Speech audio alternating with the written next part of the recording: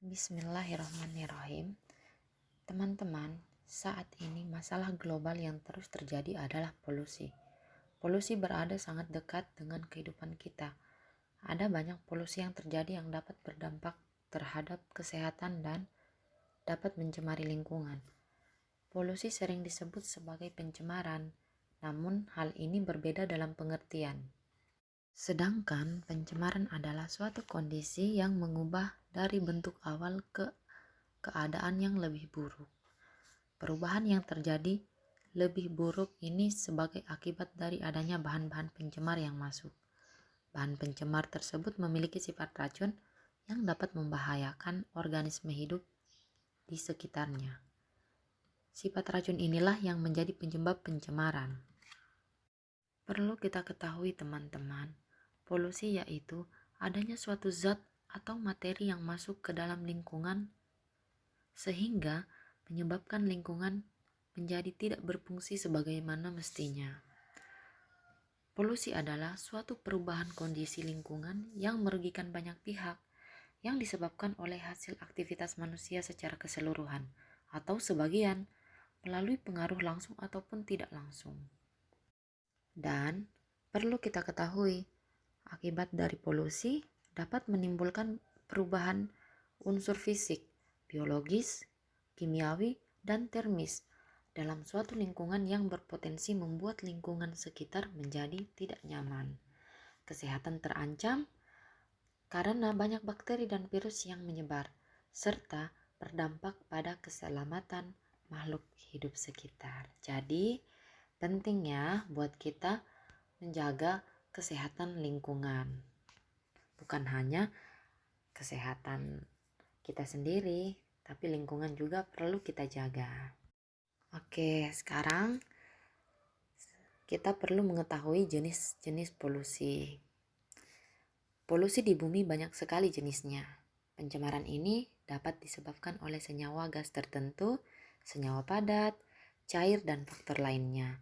Berikut merupakan jenis-jenis polusi yang dikenal saat ini yang kerap terjadi. Yang pertama itu ada polusi udara. Udara merupakan faktor terpenting dalam kehidupan.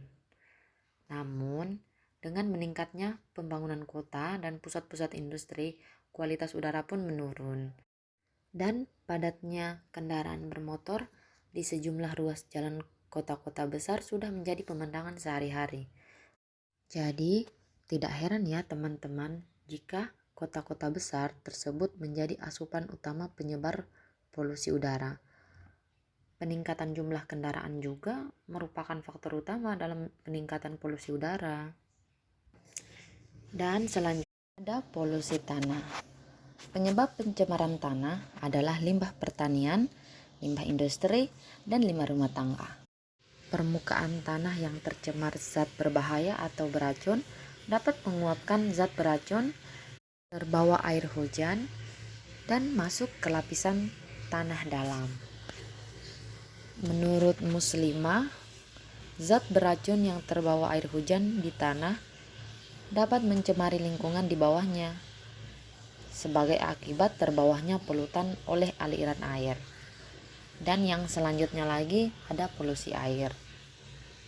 Pencemaran air adalah ancaman yang banyak dikhawatirkan oleh manusia karena air merupakan sumber kehidupan.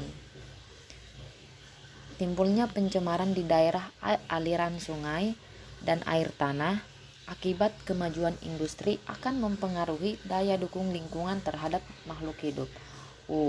Jadi industri juga memang banyak manfaatnya, tapi dari segi lingkungan juga ada loh keburukannya. Dan perlu kita ketahui juga, semakin meningkatnya perkembangan industri, baik industri migas, pertanian maupun industri non-migas lainnya, maka semakin meningkat pula tingkat pencemaran pada perairan, udara, dan tanah yang disebabkan oleh hasil buangan industri-industri tersebut. Semakin meningkatnya kebutuhan manusia, maka semakin banyak kebutuhan ekonomi yang dibutuhkan. Mungkin untuk sekarang belum sebegitu terasa saat ini, Tetapi 2-5 tahun ke depan akan terasa di setiap daerah industri tersebut. Oke, selanjutnya yang perlu kita ketahui lagi adalah beberapa zat pencemar udara. Yang pertama itu ada karbon monoksida. Asap kendaraan merupakan sumber utama bagi karbon monoksida di berbagai perkotaan. Selanjutnya, nitrogen dioksida atau NO2. Ada juga sulfur oksida. Kalau pencemaran sulfur oksida ini terutama disebabkan oleh dua komponen sulfur bentuk gas yang tidak berwarna, yaitu sulfur dioksida atau SO2 dan sulfur trioksida SO3. Yang keduanya disebut sulfur oksida.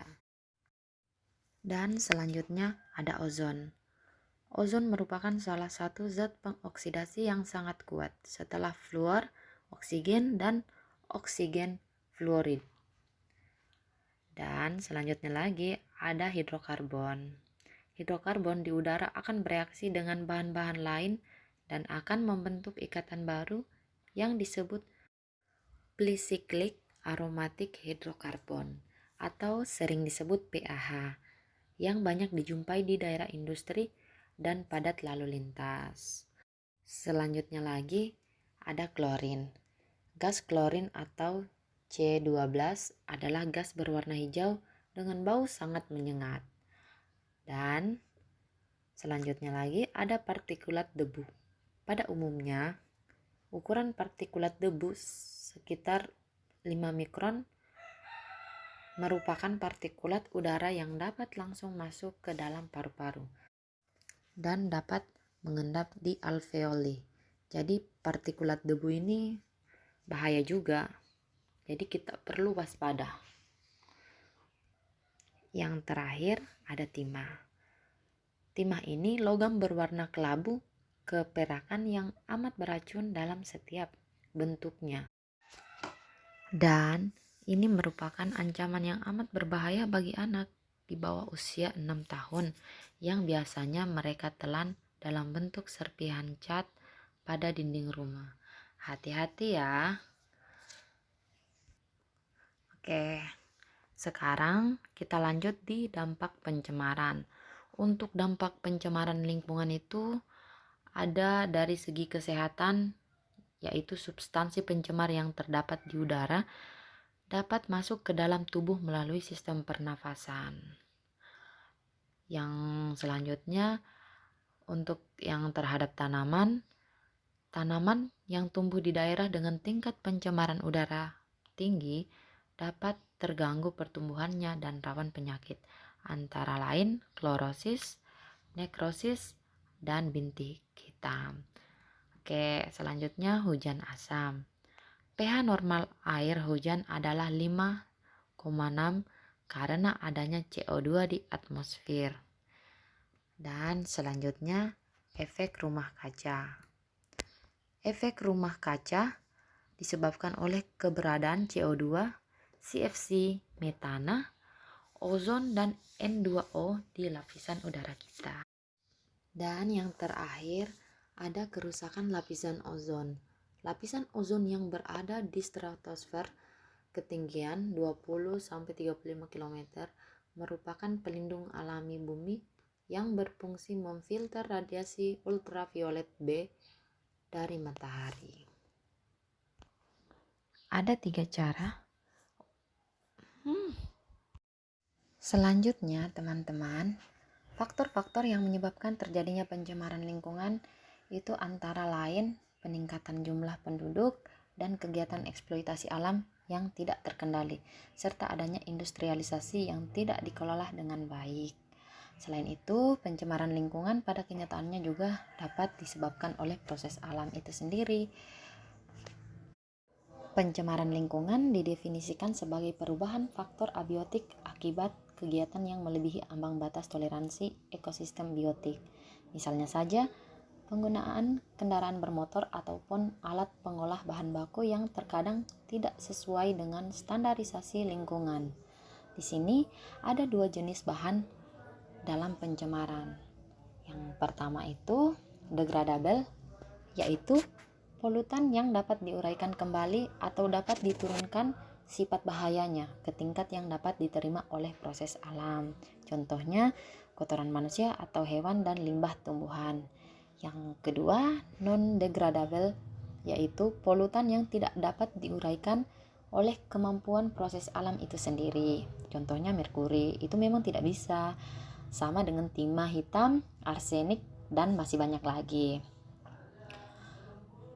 Untuk pencemaran lingkungannya, sebenarnya disebabkan oleh beragam faktor. Namun, faktor terbesarnya adalah manusia. Sadar atau tidak, kita telah berkontribusi dalam proses pencemaran lingkungan. Mulai dari tambahan jumlah penduduk yang tak terkendali, banyaknya sumber-sumber zat pencemaran sehingga alam tak mampu menetralisir, sama halnya dengan polusi yang kita bahas tadi. Tanpa sadar, kita pun juga. Selain itu, banyak juga aktivitas sehari-hari yang tanpa disadari menjadi faktor rusaknya lingkungan. Di antaranya penggunaan kantong plastik secara masif, pembuangan sampah dan limbah deterjen ke sungai. Penggunaan AC berlebih itu juga termasuk. Pembuangan limbah elektronik yang tak sesuai aturan, pembakaran hutan. Awas, hati-hati loh yang sering membakar hutan.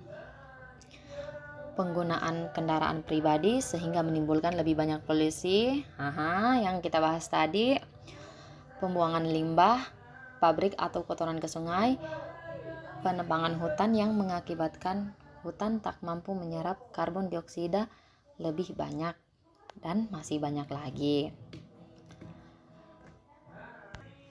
Dan perlu kita ketahui, ada loh yang namanya pencemaran suara, yaitu polusi suara yang disebabkan oleh suara bising kendaraan bermotor, kapal terbang, deru mesin pabrik, radio atau tape recorder yang berbunyi keras sehingga mengganggu pendengaran.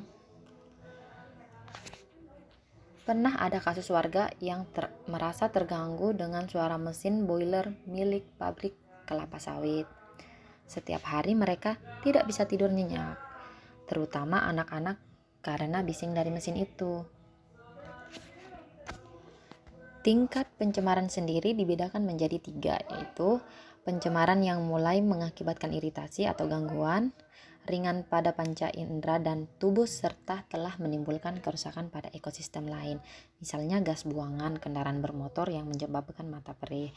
Hati-hati ya guys. Jadi motornya itu harus kita rawat baik-baik.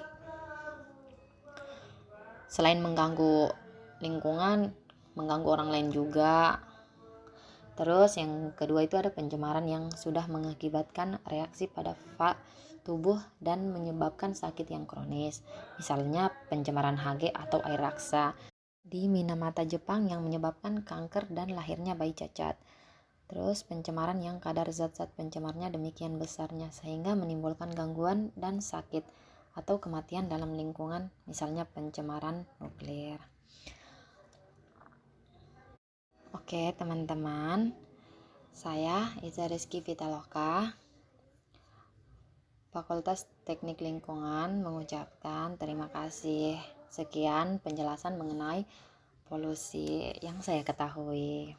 Terima kasih. Assalamualaikum warahmatullahi wabarakatuh.